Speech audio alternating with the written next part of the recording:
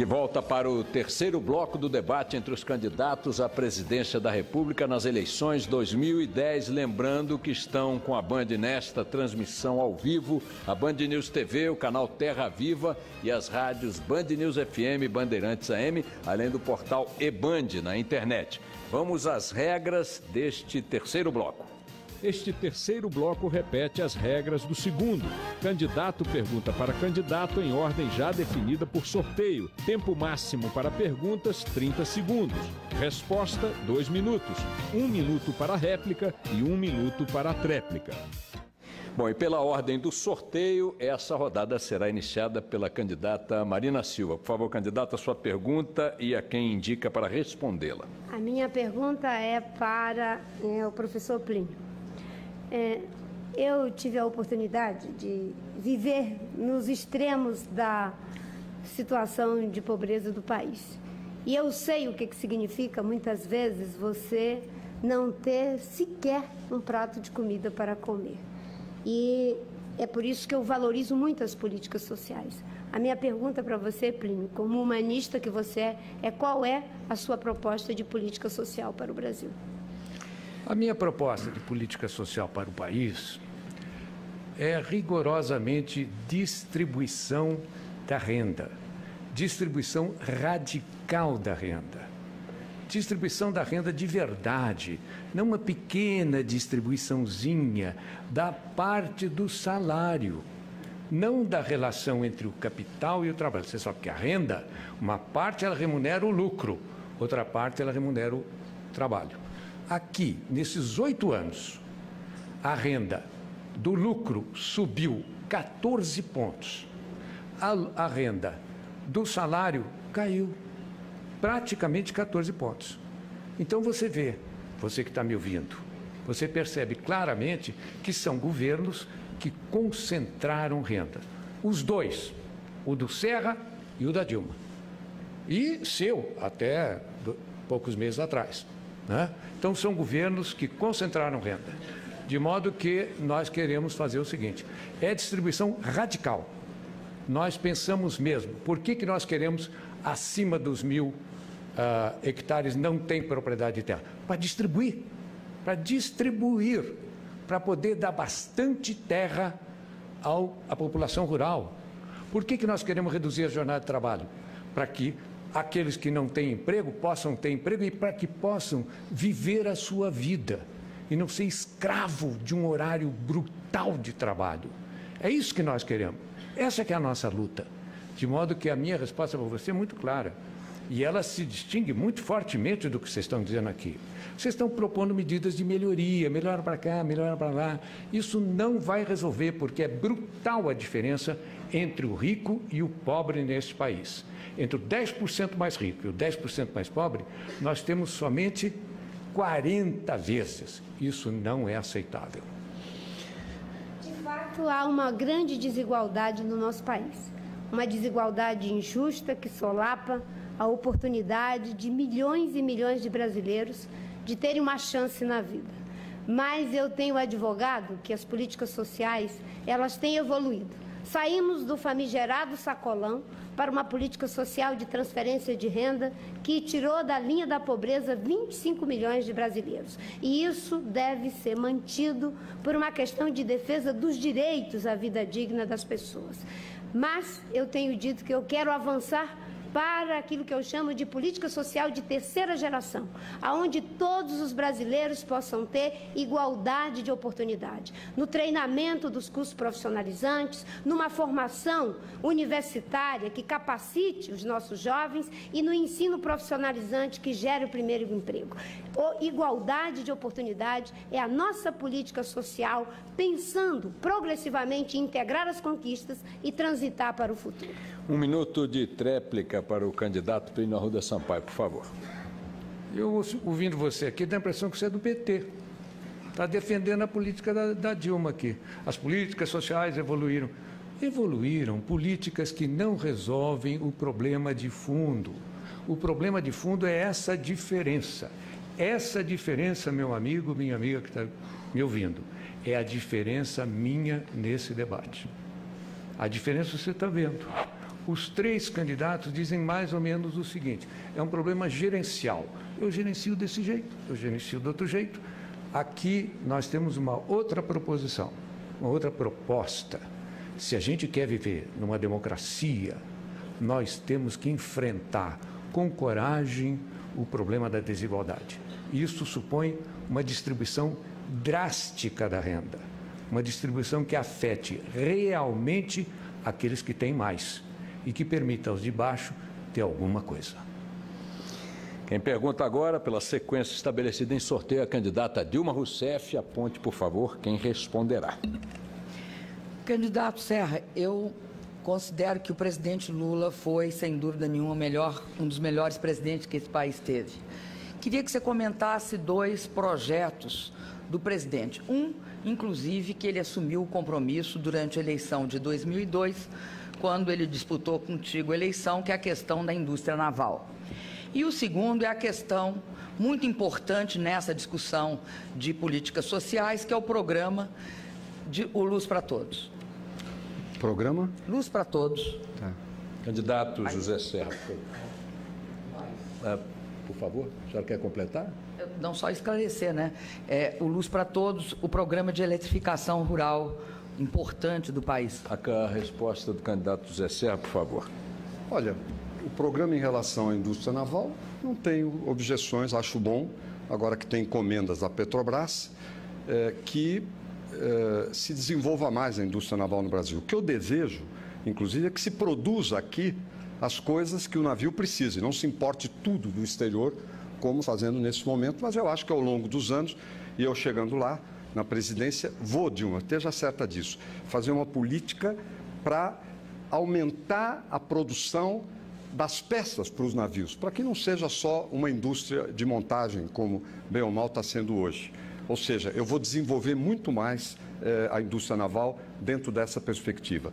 Quanto à questão do... Qual que era? Luz para Todos. Do Luz para Todos, eu acho um bom programa.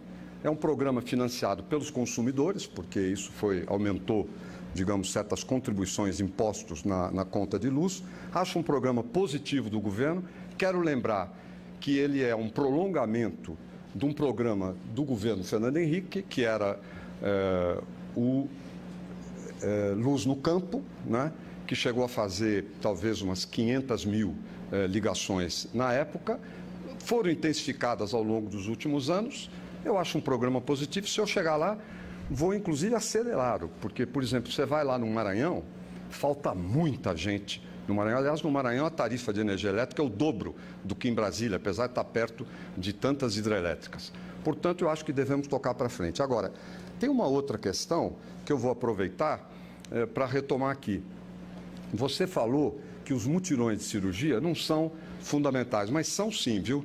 Olha, nos últimos anos caiu o número de 2002 até agora de cirurgias de varizes, de próstata e de catarata no Brasil. Caiu em termos absolutos, apesar de que a população aumentou 17 milhões.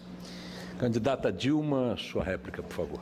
No caso da indústria naval, é muito importante a gente sinalizar que ela estava morrendo, né? E agora ela é uma indústria que contrata, inclusive contrata o que é o correspondente a autopeças. Mas eu queria destacar essa questão do Luz para Todos, que me intrigou. É completamente diferente o programa Luz para Todos do Luz no Campo. Sabe por quê? Porque no Luz no Campo exigiam que quem fosse beneficiário do programa, ou seja, o agricultor que não tinha dinheiro sequer para colocar luz na sua casa, pagasse por isso. Por isso só foi conseguiram em 8 anos 500 mil ligações. Quando nós chegamos, o déficit é de 2 milhões. Agora o Luz para Todos está atingindo 2 milhões. Eu queria acrescentar que na questão da PAI, a PAI agora está no Fundeb e que ela recebe os recursos. Eu estava olhando aqui nos meus papéis e detectei isso. A PAI faz parte do Fundeb. Muito bem. A tréplica do candidato José Serra. Obrigado, Bechar. Olha, as APAES perderam o subsídio que o Ministério da Educação dava ao transporte das crianças deficientes que nelas estudam. Isto, Dilma, é uma verdade. Você pode chamar o pessoal das APAES e você vai ver. Aquilo que você diz a respeito delas não é o que o governo fez na prática, e eu me admiro que você, no governo, não tenha posto atenção nesse aspecto. A outra questão que eu citei aqui, fala-se muito de saúde da mulher, pois as cirurgias de varizes no Brasil caíram em 21 mil de 2002 a 2009. E você fala que o mutirão não é fundamental. Ou seja, 21 mil menos cirurgias. Cirurgias que são fundamentais, especialmente para as mulheres. Uma crueldade, eu diria. O mesmo aconteceu com a próstata, o mesmo aconteceu com a catarata. Cadê a prioridade na saúde? Isso eu pergunto sempre. Bom, já que o candidato pergunta, a pergunta que lhe cabe agora oficialmente, o candidato José Serra, por favor. Eu volto então a Dilma Rousseff. Dilma, eu volto a perguntar. Em 2002, antes do governo atual começar, fazia-se mutirões nos anos anteriores. Foi um sucesso estrondoso, né? Foram centenas de milhares de pessoas de catarata, de outras coisas. Por que que houve o encolhimento de catarata, de varizes, de próstata, de muitas outras cirurgias que as pessoas ficam esperando e nada acontece? Candidata Dilma, sua resposta. Eu não sou contra mutirões. O que eu acho é que mutirões é uma medida de emergência e de urgência que tem de ser tomado, candidato. Acontece que mutirão não pode ser a nossa característica na política de saúde. O que nós temos de fazer e ampliamos, por exemplo, as cirurgias eletivas feitas na rede no que se refere a cataratas. Agora, eu queria fazer uma observação. Eu considero que essa questão, nós temos uma diferença na forma de encarar o que deve ser feito na área de saúde. Eu acho que na área de saúde nós vamos ter de tornar o Sistema Único de Saúde um sistema robusto, em definitivo. Eu considero que é possível a gente fazer mutirões, mas nós vamos ter de completar o SUS. Não pode só ter unidade básica de saúde de um lado e hospital do outro. A gente vai ter de completar, criando as UPAs 24 horas e também as policlínicas especializadas. O SAMU hoje é quase um sistema universalizado. E acredito também, candidato, que nós temos uma questão muito séria a resolver no que se refere à indústria naval, por exemplo. Não é possível voltar àquela política realizada no governo anterior, em que se importava plataforma, sonda e navios de Singapura e da Coreia. As famílias coreanas e de Singapura agradeciam. Agora, as famílias brasileiras não tinham emprego. Eu queria voltar àquela questão inicial. É por isso que hoje o Brasil consegue fazer 14 milhões de empregos com carteira assinada, porque voltou a indústria naval, a construção civil está empregando. É óbvio que se fizer política pública, o país responde. 1 minuto para a réplica do candidato José Serra. Dilma, os empregos não são por causa da indústria naval. Os empregos são porque se expandiu bastante o consumo e o investimento em alguns lugares. Não do governo federal, que o investimento é muito baixo.